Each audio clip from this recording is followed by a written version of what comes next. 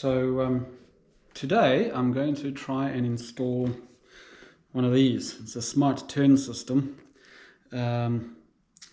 which is a self-cancelling indicator essentially. I've installed one already on my Vulcan and it worked really well, but I never recorded exactly what I did. I just sort of took it for a test spin. So today I'm going to try and record exactly what I'm doing on my Ninja 650. This is a 2016 Ninja 650, full power version. So the first thing I'm going to do is just actually take a look under the seat to see if all the cables go there, because if they do, I can do everything under the seat. That'll be a lot simpler. However, I suspect that the cables on this jobby are not very long, and it's going to end up being done in the front here. We'll have a look at this a little bit later, but let's take the tank off. So the seat off and have a quick look.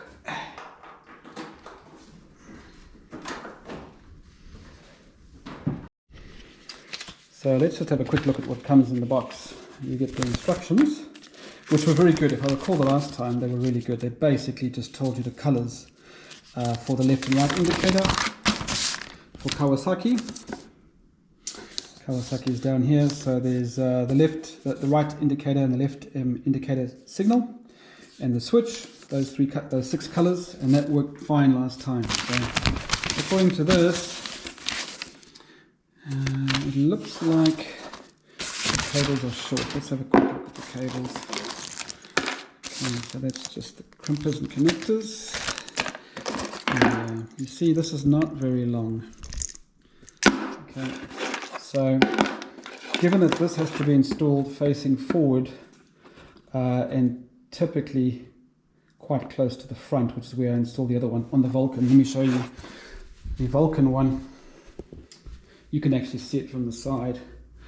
I have it installed there, along with my my booster plug sits over there. That's the booster plug sensor, but I've got the actual smart turn system tucked in there. So it's quite far forward, which means it's all happening really close underneath. And I remember there was a connector under the tank that I used, and I spliced that one open. I don't know that I'm going to get so much luck, because the last time I took this off, I don't remember there being lots of connectors available. In fact, I remember there not being. So I may have to do some looking up to find out how to do it, but let's get the tank off and have a look.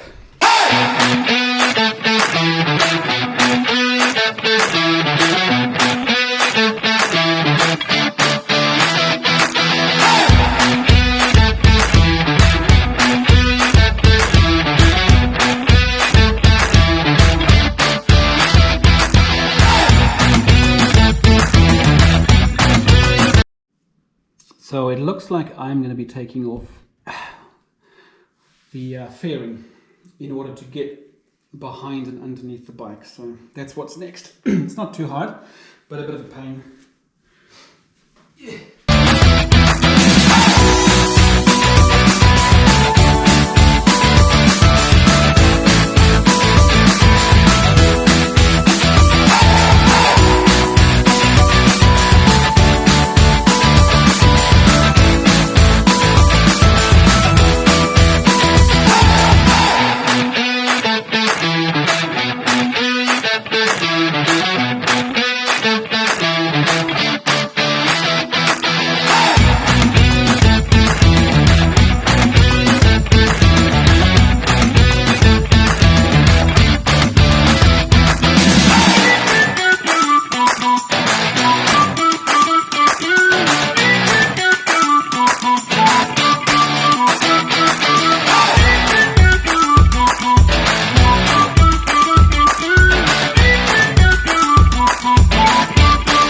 So the idea is to go from here, from the indicators, just follow it around.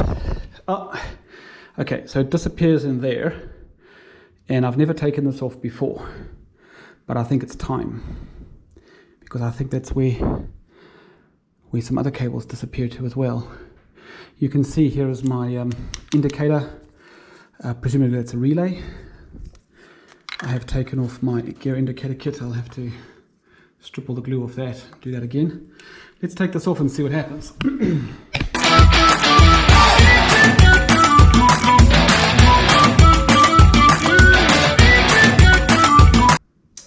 Right, so first of all I had to pull this one off, push it to the side, then I could unclip this entire thing from the bracket and separate the two of them. So we have the two of them there, and I suspect that everything I need to splice off is in there. Right, so let's tackle that next. Right, so according to this, I should be finding 6 cables there. I should have a Kawasaki grey, orange, green, grey, orange, green. So do we have grey, orange and green in here? We have green, we have orange, and we have grey. And others. Others that I don't think I need, because those three of them come out and go into 3 of those. Grey, orange and green, 3 of them come out and go into 3 of these. And then the other 3 go back into the other side of what I've cut. And then what we're left with is the switched power.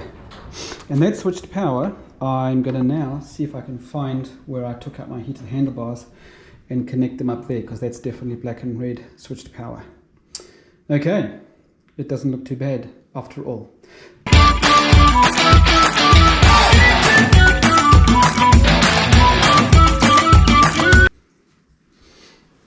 have made mistakes like this before. I am just going to do that. And that keeps the cables away from the terminal. So what I've done is I have removed the bundle of plastic tape that was holding this all together and figured out what's going on. So here, the left and right heated grips that I used to have that I cut off. And here is the switched power supply that I'd left in place for my next project. But actually it's all connected now. So now that I've unraveled it all seems to end up coming from this here. So presumably that goes to some legit switched power supply. And I am now just going to clip that off, get rid of all of this rubbish, and have a nice clean install with just this power cable. Very cool, very cool. So I can't actually see where it goes. It goes through in the back there and underneath, and in order for me to trace it, it's taking it off the other side of the fairings, which I don't feel like doing. But ultimately, it probably ends up at the battery. Or it ends up being connected to something that is on the way to the battery. It could even be this. Unless this was me. Yes, this was me. I recognize my own work. That was the indicator. Okay, that's fine. I have a switched power supply. Let's do this. So first things first is we just slip this weather protection back. We will replace it with something else. We peel that all the way back. So we've got a nice amount of exposed cable wire. I'm just going to snip that off. Okay, so we have lots of 2-to-1s here, just curious. So the grey goes to 2, the green goes to 2, and what was the other colour? Grey, green and orange. And the orange doesn't go to 2, the orange just goes to 1. So I suspect that the greens and the greys go to the left and the right. And I'm not sure what the orange does. What does it say it does? It's the signal to the motorcycle. And it's the signal to the handlebar. Yep, so that's it. That's the signal. And then the other one is the left and the other one is the right. So that's actually adding up perfectly with my expectations.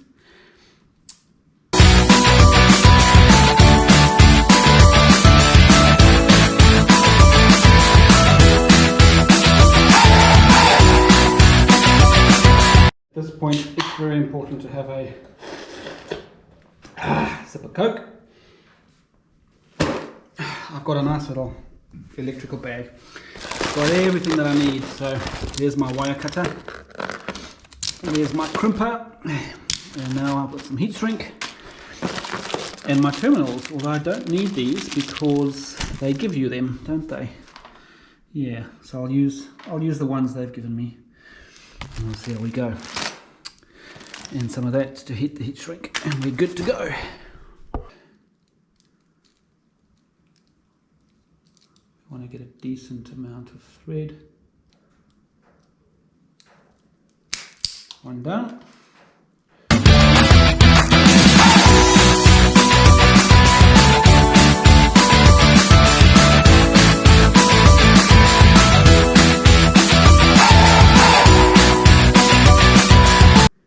grey that goes to the motorcycle is male bullet. Okay, so the grey that goes to the motorcycle is actually the yellow. Okay, and that's the bullet. So that needs to go to the motorcycle, and it needs to go to the motorcycle grey. Okay, and the other side, to the handlebar, is the white.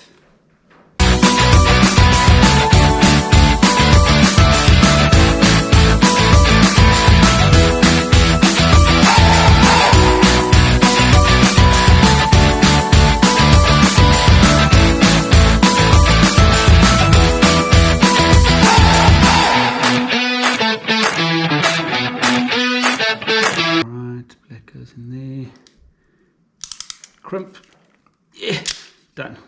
Okay, so I have my 2 powers coming out of my unit, so I just need the opposite side coming out of here. So I need a female for the red and a male for the black.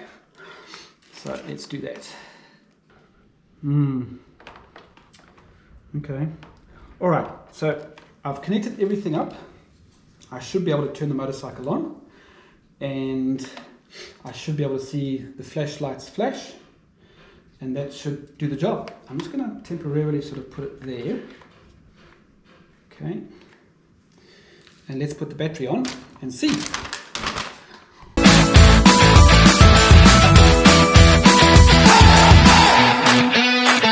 Anyway, I have put everything back together.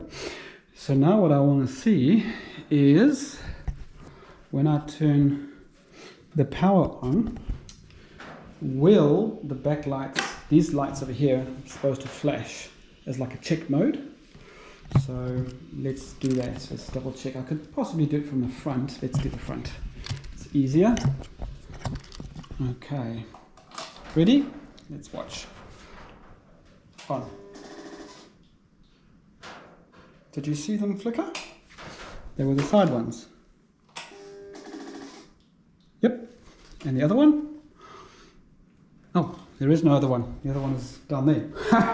Okay, well let's do it from the back and see if the back ones come on. I'll just hold it like that. And yes, please. It's working. Yep. So I was proudly showing my wife how it works, and it didn't work. And I was a bit puzzled at first. The one side worked, the other side didn't work. And then I had a closer look at the wiring harness, and one of the connectors had pulled off again, regardless of this. So I don't think that the connectors that come with the unit are very good. Look here, it pulled straight out. Pulled straight out. So my suggestion is don't use the connectors that come with the unit. Buy your own. They're better quality. So I'm just going to replace it with my own one and see how it works. That is disappointing.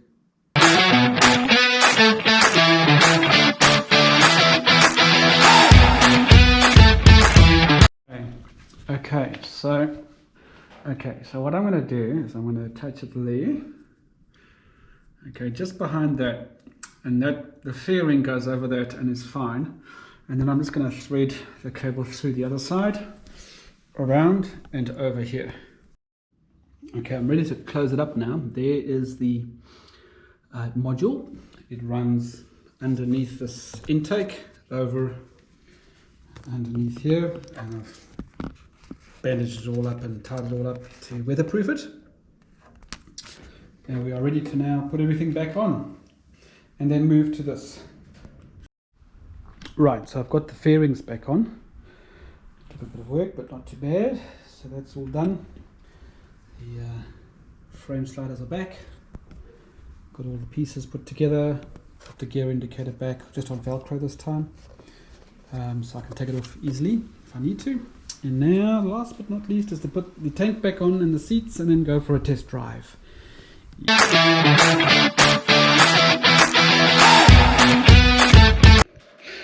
This is not easy. If I remember the last time, I've got to take this thing apart. And there's 2 screws in the back, and you open the whole thing, let it fall out, and then you got to put these little grommets in to prevent this from clicking in.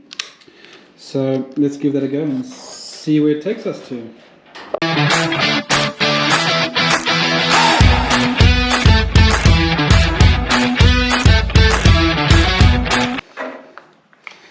Looks like it's the same as the Vulcan. So basically, here's the inside of it. All right, and this white piece here, underneath in the back of it, in there in the back, you have to put little grommets to stop it from going this way and that. So I'll put 2 grommets in there, one on either side, and hopefully that'll be the job done. So here are the little grommets. There's 2 different sizes that come in the pack. This is just the thin size. I think I did the thin size in the Vulcan, so hopefully that'll be correct, and then that'll be enough. Can you see they're now in there, in there? Okay, and that's it. That will prevent it from fully clicking in one way. So now what we do is we put it back. Now there's a little hole. There's a hole here at the back. We've got to line that hole up to make sure that it is in the right place. So let's just get it fairly close. And there we go. Okay, got to get that hole. Ah, perfect. Okay, so I just have to put the screw in, turn it, and then do the other one, and then technically we can go for a ride. There we go. Perfect. Okay, the big test. Let's see. Okay, and then left turn. And then left again, must turn it off. Right turn. Okay, needs quite a firm push to get it to right. And then right turn again, turns it off.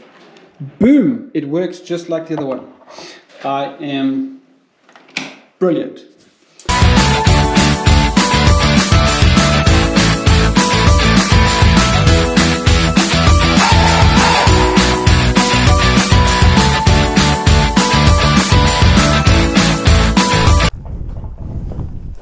So here we are. Feels like deja vu. It wasn't that long ago I was doing this for the Vulcan. What, a month? 6 weeks? Less? Can't remember. But today, there's a friend going by. I am now going to go and take it for a spin around the suburb and check that the turn indicator works as expected. I had good success with the Vulcan. Hopefully the Ninja will have the same experience. That'll be really good. Let's give it a go. Let's go.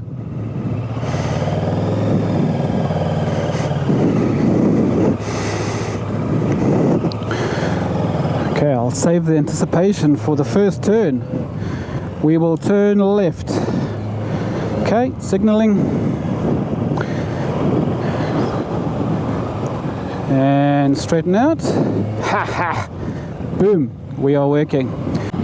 Okay, right turn, let's give this a go.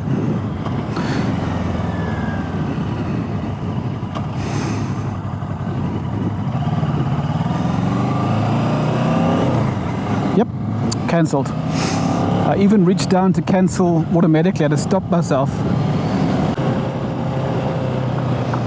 Okay, right hand turn.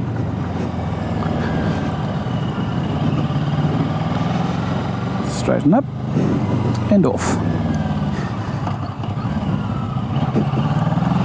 Oh, do my hazards still work? Let's just check that. Yes.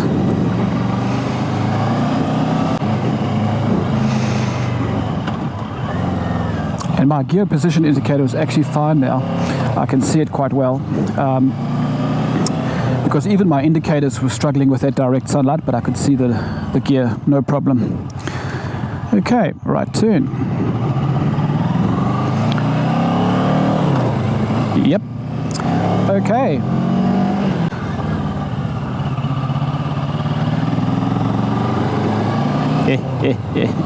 Flawless.